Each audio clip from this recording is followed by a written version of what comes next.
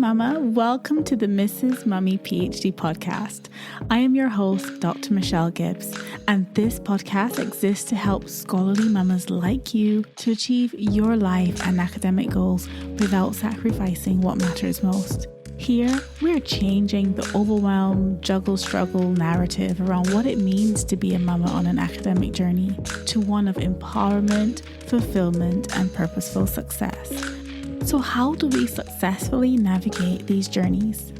Well, first, we need the space to embrace this unique blend. Let's begin by saying yes to creating a life that feels as good on the inside as it looks on the outside, because that's when we truly become purposefully whole. So get ready for the most non-traditional, unconventional, and revolutionary approach to PhD motherhood, because one thing I have learned over my many years of experience on this journey is that if you want something different, you have to do something different. But you must be brave enough to think differently first. So, Mama, are you in? Fabulous. Let's begin. These are our journeys of becoming. Hey Mama, welcome back to the podcast. Thank you for being here as always. And if this is your first time, sorry, I don't know what's happening to my voice. If this is your first time, welcome. Make yourself comfortable. Thank you for being here. So it's Easter weekend for most of us. For us in the UK, we've been having bank holiday weekend and it has been amazing. But one of the significant things for me about this weekend isn't just that it's a bank holiday weekend, but that it's Easter weekend. As a person of faith, that means a lot for me. And so I wanted to spend this episode just reflecting on that, reflecting on how that translates for me into, my scholarly mama journey. So if this is not your thing, feel free to skip this episode, come back next week to regular programming. But I really just wanted to take a moment of reflection in this episode, reflecting on Easter, reflecting on what that means for me as a scholarly mama. Because this podcast, again, as you know, is really a space where we can merge brilliance and babies. Like, we are doing all the things. We are not shelving our ambition just because we're mamas. We are still ambitious. We are still high achieving. We have goals that we are pursuing, but also this is where our journey as not just as somebody who is brilliant and intelligent and, on a scholarly journey, but someone who is also doing that as a mama, where this journey becomes more than possible. It becomes deeply purposeful. So this is more than just, oh yes, I can achieve this, I can achieve that, but there's meaning and significance behind what we are actually doing. So if this is your first time listening, welcome. And if this is, if you've been here for a while, you know that this is a space where we're not going to be shying away from the complexity of this journey, because that's what it's all about. The mess, the beauty, the brilliance, the exhaustion, the hope, the purpose. It's all those things. And so today, like I said, this weekend has been a celebration of Easter. And I know that for some people that doesn't really mean anything, but for me, that means a lot spiritually. Maybe for you, it's just a cultural thing. It's just, a regular annual time where you have Easter eggs and bunnies and all the things, or maybe you have a special family meal, or maybe just like most of us, this is just a season of life that you're in. And it's something that, with all that's been going on for you with your PhD and your deadlines, you've barely had the time to even think about the fact that it's Easter weekend and, because you've been juggling all the thesis deadlines and all the things. So wherever you find yourself, doesn't matter. I'm glad you're here, because today, as I said, I want to offer a reflection, not a lecture, not a sermon, none of that, just a quiet invitation to what this means for me as a scholarly mama. And so I've entitled this episode Purpose in the Pause. And it's really inspired by the idea that for me, purpose can look like surrender. It can look like patience. It can look like silence. It can look like waiting. And so that's what I wanted to talk about today. So I don't know if you've seen the movie, there's a movie called King of Kings that's animated film. It's for kids and it's all about the Easter story. And we took the boys to watch that. They absolutely enjoyed it. But it sparked a lot of discussion and questions from them and conversation for all of us as we reflected on the life of Jesus and the story of Easter and all of that. And one of the things that we reflected on in our devotion was the fact that, what does this mean for us in our lives? What does this mean? And the boys, they answered this question as well. What does it mean for them? And for me, as it got to my turn, I said that what this really means for me is that Jesus had a purpose on this earth, right? He had a purpose on this earth and he was committed to living that purpose out. Again, I believe that we have purposes. So again, our purpose spans multiple dimensions of our lives, right? And the same for him when he was on earth, the same for him. So again, yes, he was helping the poor and healing the sick and all of that, but he had a very defined mission or goal that he was going to be accomplishing during his time here. And he knew what that meant. We all know how the story ended.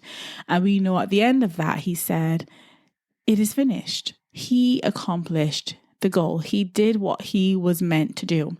And so for us as Scholarly Mamas, I believe that we also have purposes or multidimensional purpose or a multifaceted purpose for our lives, in that we are here to accomplish certain goals and to pursue things and to achieve things for a reason. There's a reason behind why we found ourselves where we are. And so, as I mentioned, we know that Easter Sunday in the Bible, it's the day of resurrection. It's that ultimate comeback, right? This victory, this triumph, this light that came bursting through the darkness that surrounded Good Friday. And obviously that was a period of grief and sadness and pain and suffering. But then we had this triumph on Easter Sunday. So it's this ultimate, hero's journey.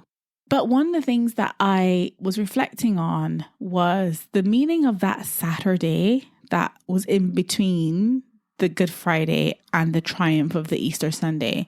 So that day in between where nothing was really happening, right? We had the tragedy of the Good Friday and all of the events that happened on that day. But then we had the story of triumph on the Easter Sunday and the all of the fanfare that came with that and the significance and meaning of that, which as Christians, most people will acknowledge that really is the foundation of our faith, that Jesus rose again and all of that. But I want to talk about that in between, that Saturday where nothing really happened. Of course, this was in the Jewish time that was considered the Sabbath and there wasn't anything to do on that day. So the two Marys who came back to Jesus' tomb on the Sunday morning wouldn't have come on the Saturday because for them it was the Jewish Sabbath. However, when they did come back, obviously we know how that story ended. Jesus wasn't there. He'd risen from the tomb. The stone was rolled back and he was not there. And they were able to see him alive again after having obviously witnessed the tragedy of Good Friday. But that Saturday, nothing was really happening. And sometimes, what does that look like for us in our own lives? Before we can reach that sort of triumph, that finish line, that completion date, we are living in that pause. We're living in that Saturday. We're living in that in between. We're living in that long, confusing, sometimes painful pause. On that Saturday, if you imagine being on that Saturday, those who witnessed Jesus' death on the cross probably were in a state of grief and sadness. It was the day where everything looked lost. It looked like, that silence of that day where nothing was happening really was louder than hope. It was overcome by grief. And then the people who were followers of Jesus didn't yet know that Sunday was coming. And this is one of the things that I reflected on when I was talking with the boys about this, that imagine being in that in between, that Saturday where you don't actually know what that finish line is going to look like. You don't know how good that's going to feel the next day or how amazing that's going to feel the next day. You are just in between where you feel the silence that's really loud. You feel the pain of that. You feel the grief of that. You feel the challenge of that. You cannot imagine what it will feel like to be in a position, to experience triumph. You don't know what it's going to feel like to experience hope. You don't know what it's going to feel like to experience victory because you're just in that in between. And so I don't know where you are in your journey right now. Maybe it feels like you are living in that in between space where nothing feels like it's happening, where things feel like they've been paused, where things feel like they're going nowhere fast, where you cannot see the victory, you cannot see the triumph of, completion, right? That middle, that not yet, that on the journey, that in between. This is the part of the PhD journey where progress can feel impossible, where it feels invisible for sure, because you don't feel like you're moving anywhere fast. You don't feel like you're making that substantial progress. And maybe you even feel disappointed. Maybe this pause is going on a bit longer than you wanted it to. Maybe this journey's taking longer than you wanted it to. And again, for me, that was one of the hardest bits of my PhD journey. My journey was over 8 years. It was long. I had multiple maternity leaves in between. I had COVID. I had a break for that in between. And it felt like it was going on forever. People would ask me, like, how much longer have you got on your journey? How much longer on your PhD? And I was so ashamed to say, oh, I'm only halfway, or I've got a few more years, or I'm not finished yet. Like, I always felt like I was in that in between. And again, this is the part where your identity starts to feel blurry, where you start to question, what am I really doing? Am I really going to finish this PhD? Am I ever going to finish this? Everything feels so hard. Everything feels like such a burden, and it feels like you're working really hard but going nowhere fast. Like when, I don't know if you've ever ridden a bicycle, but like when you're pedaling, or really putting the ultimate push, and you just don't feel like you're going anywhere because you're going uphill, and maybe it takes that little extra energy, and you're pedaling and pushing and pouring so much into those pedals, and yet when you look back, you haven't actually traveled that far. That is how it can feel sometimes in that in between, in that, the state of not yet, right? And so you start to question your identity. It feels blurry. Who am I? What am I doing? What am I, am I going to achieve this goal? Can I achieve this goal?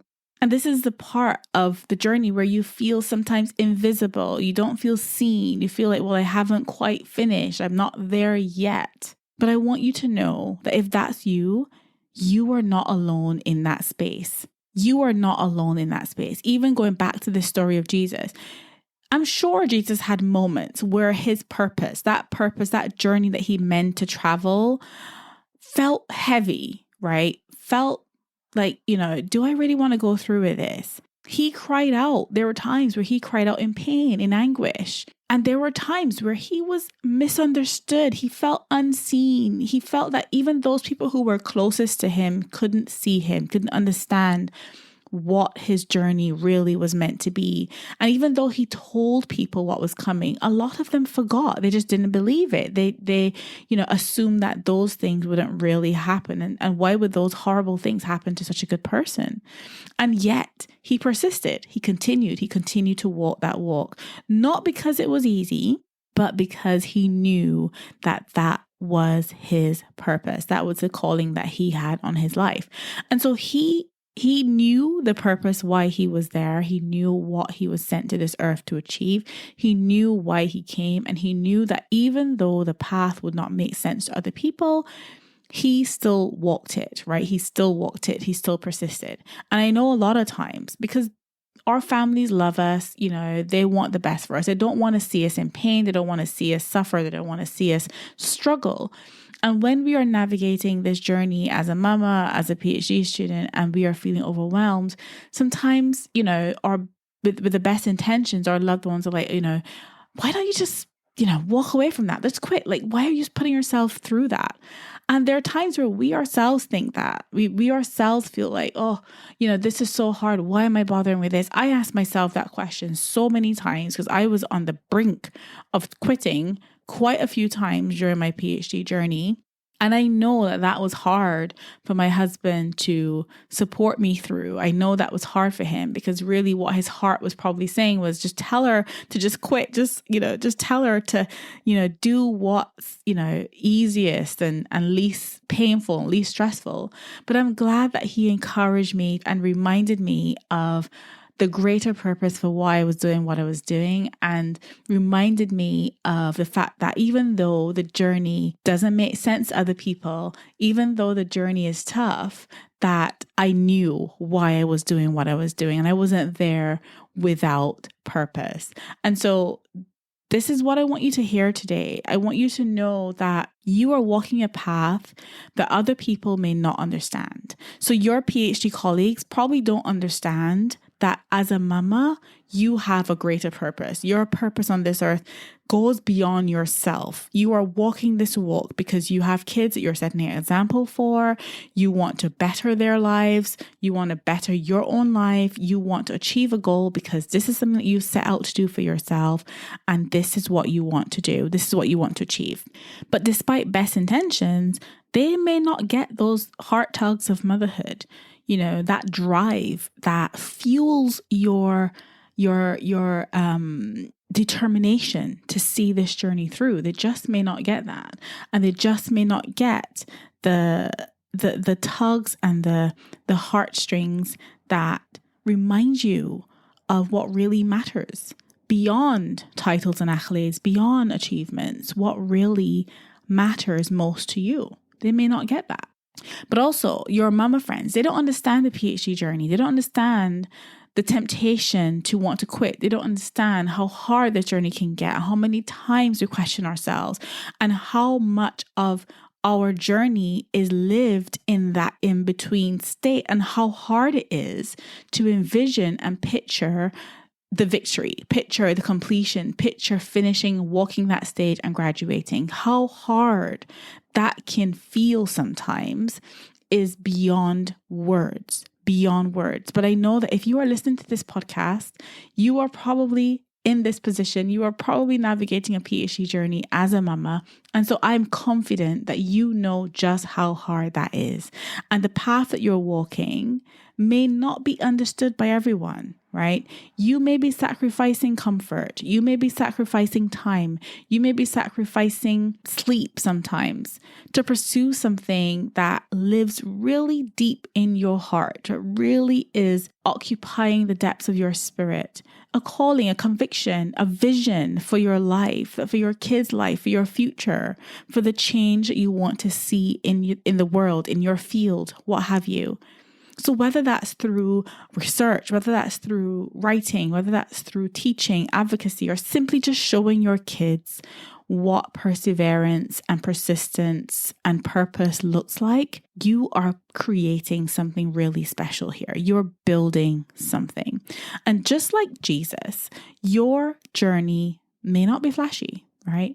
You may be navigating this as the most humble version of yourself. And believe me, when you're on that journey, you haven't got time for being flashy. You haven't got time to be parading around the place, especially when you've got other hats that you're wearing as well. So again, this may be the most humble, subtle journey, the humblest of in-betweens. And it may not be understood by everybody, but it doesn't mean it doesn't have meaning, and it doesn't mean it doesn't have purpose, and it's not in vain. So now I want to pause and just acknowledge something really important. So thinking back about the Easter bank holiday and the Easter weekend and all of that, this whole idea of the resurrection, this whole idea of the victory, the triumph, the rise again from the ashes, it doesn't mean that everything magically transforms and gets better. I can tell you, as somebody who has navigated that and is now in my kind of post-PhD phase, I can tell you it's not all a bed of roses. So it doesn't mean that the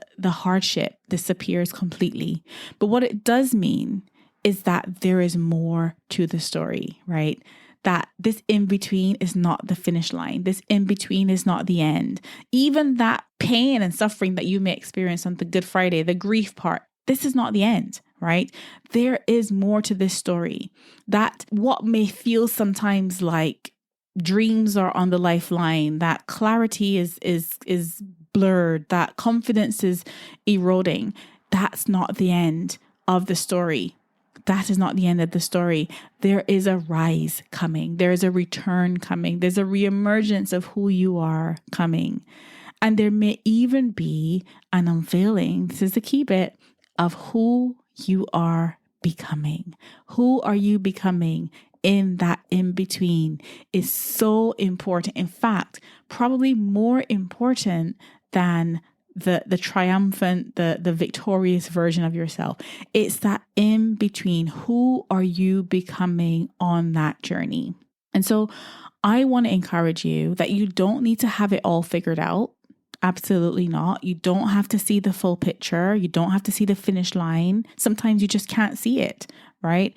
But you just have to take the next step of faith. You just have to believe in the bigger purpose for why you are navigating this journey and invest in the person you want to become in that in-between. In that in-between, who are you becoming? So maybe that next step for you, maybe rest. We talked about that in the last episode last week about resting without guilt. Maybe it's just letting yourself cry. I was having this conversation with a good friend of mine recently who's going through quite a lot of challenges at the moment.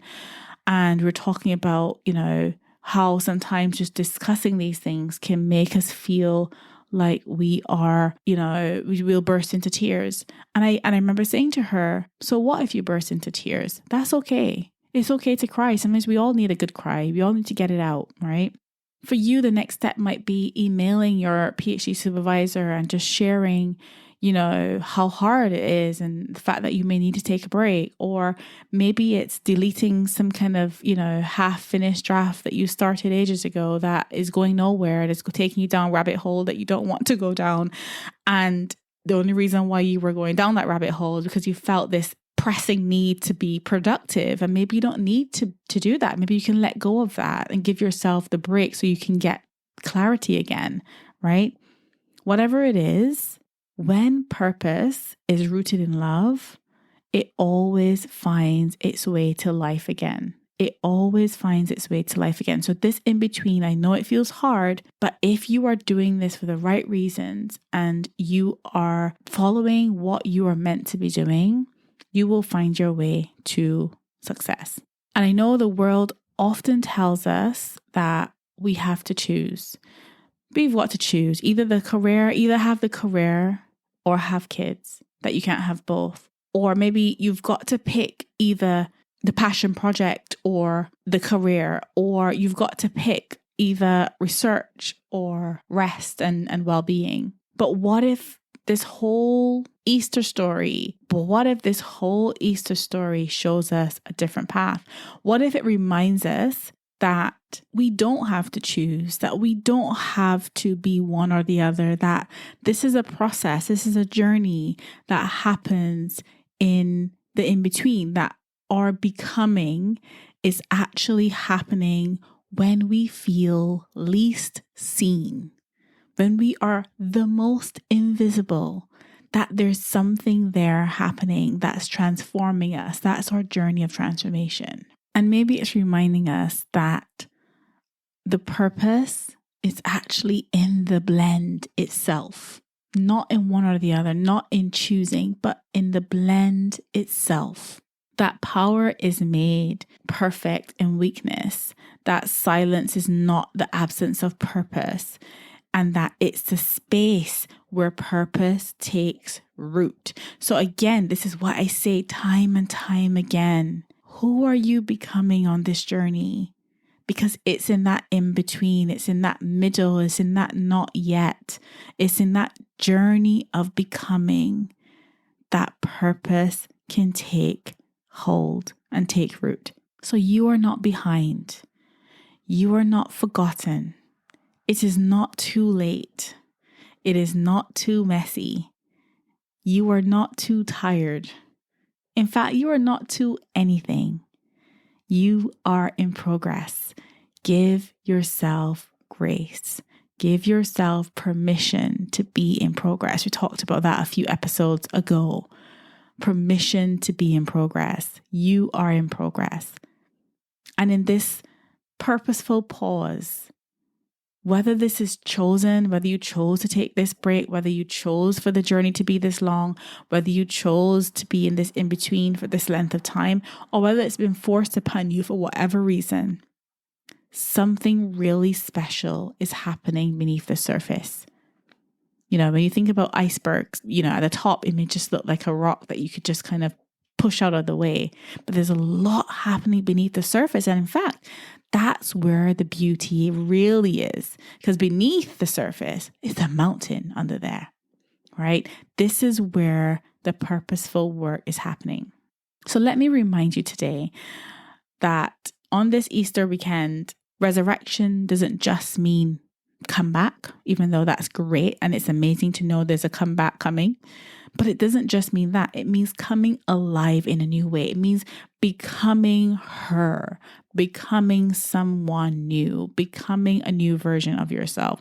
So as you go back to real life, you know, the little ones, the literature reviews, the to-do lists, and all the things that you are carrying in this moment of time, I want you to know that there is purpose in your pause, that there is hope in what you cannot see, the invisible. There's hope in the invisible, and there's light in your labor. This is not going to be labor in vain. And I want you to remember that you're doing hard but purposeful work. You're doing hard but beautiful work, and there's power and purpose in that in between. So keep going, keep pressing towards your goals, keep believing that triumph, that victory, that completion, that finish line is coming.